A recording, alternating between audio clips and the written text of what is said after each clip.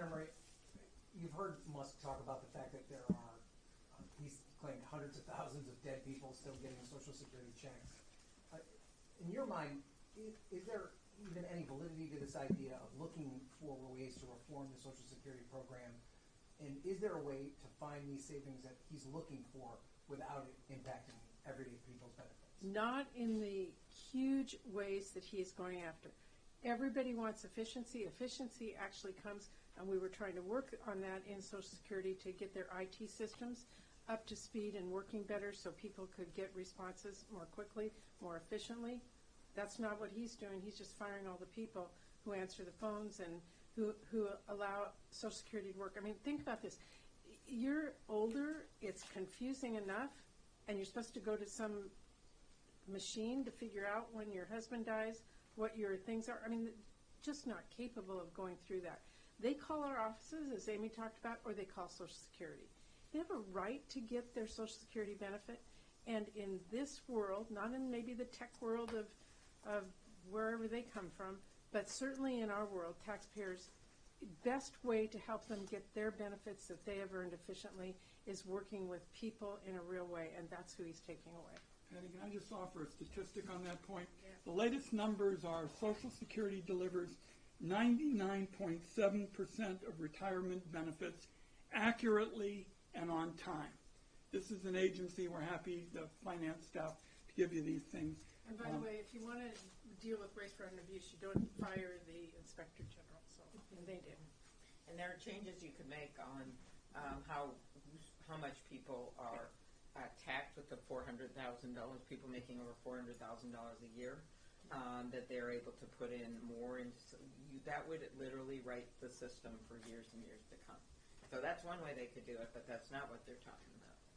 Senator Murray, are Democrats going to insist on language rolling back and preventing these cuts as part of the deal to bring a CR up for a vote to keep the government open? We are looking at a number of different things. I'll just say this. The only one who wants a shutdown right now is Elon Musk. He's tweeted he wants one. Nobody else wants a shutdown. We are all working to get this done. In my opinion, the best way to do this is to do a short-term CR. Our committees are capable of getting this done with a short-term CR and ready to go to work. Martin O'Malley predicted a collapse in 30 to 90 days. Do you think it's that dire? I do. If they let this many people go there and don't get checks out, I think Ron's assessment is right. What is their final goal here? Is it to just privatize Social Security? That would be a huge disaster. But yeah, I mean, when you're firing this many people, closing that many offices, don't have people to write the checks, you are looking for disaster. The point really is, if you take the system today with these superb kind of statistics like 97%, 99% are doing it accurately, and then you start hollowing it out, which is essentially what they're doing.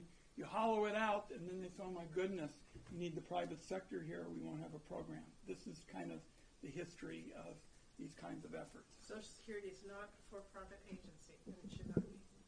Yeah. Senator Murray, a follow-up on the CR question. What provisions or what language, if any, would you like to add to a clean CR? And what's your response to the White House anomalies request? I think the White House anomaly requests are completely inadequate. And again, the solution is in front of us, short-term CR, tell our committee to get to work. Democrats are at the table, we're ready to do that. One of the things that you guys mentioned is the tariffs. The stock market's down a lot today on the tariffs.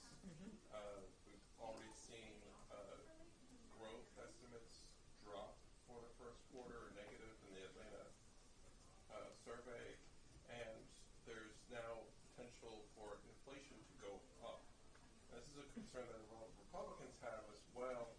And you're wondering what you think is there an opening here to get some bipartisan pushback on the tariff issue? I really hope so. Amy and I are northern border states. We depend on our trading partnerships with Canada on a broad range of products and things. Not only that, but we are already seeing our northern communities that rely on tourism from Canada drop significantly because of the way they're being treated. This is having a huge economic impact. regardless of the tariffs. Tariffs go in, we pay more. We have tried so hard to actually expand our markets and done a pretty good job in our trade with Canada. That's why you see better infrastructure. We have a lot of, during the pandemic when there were shutdowns of the border, we did everything we could to open it up as soon as possible. This is a crazy way to handle our allies, right? He is literally reaching out to Russia at the same time that he's putting a 25% tariff on Canadian goods. And I know what's going to happen for our farmers. We have got even some of the fertilizer and things like that. If you look at how much that adds to a cost for an acre of corn or an acre of soybeans, it's an unbelievable market. This has been one of the really crown jewels of American economy. The fact that we are able to export agriculture and have free trade back and forth. There's always things we can do to improve it. The USMCA was negotiated, the Mexican-Canadian trade agreement, under President Trump. He was always proud of that trade agreement. And if we want to make changes, say I have some pet peeves about Canadian dairy and how that works, okay, fine. That's a place to do it. Not with this across-the-board 25% tariff. And yeah, when they're booing at hockey games, that's a big deal in Minnesota, because that is an example of tourism on steroids when we've got all of the trade that we do all the time with Canada. In answer to your question, I cannot imagine Republican members of Congress aren't hearing what we're hearing. Yeah, and businesses, farmers, they're all hearing it. They're just not saying it out loud. Can I ask a question about Social Security? Okay. Last question. I'm going to go do my rural radio interviews in Minnesota. Before we leave trade real quickly, coming over here, we were getting the information that manufacturers look like they're responding really badly to this latest round of hits. One more question, and then I've got to go. Senator Schumer mentioned the Democratic effort to push back on privatization in 2005. People outside of Washington may not be feeling the DOGE cuts on, on issues like USAID, but do Democrats see Social Security as something that could resonate? Because obviously It will resonate.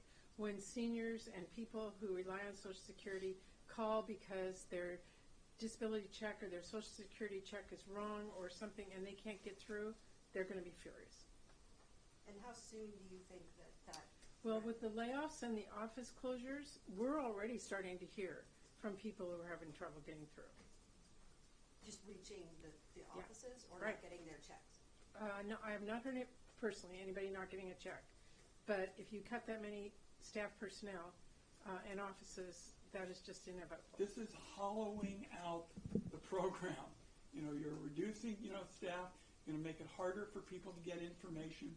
This is the kind of sort of prelude to privatization. Thank you all. Thanks, Senator.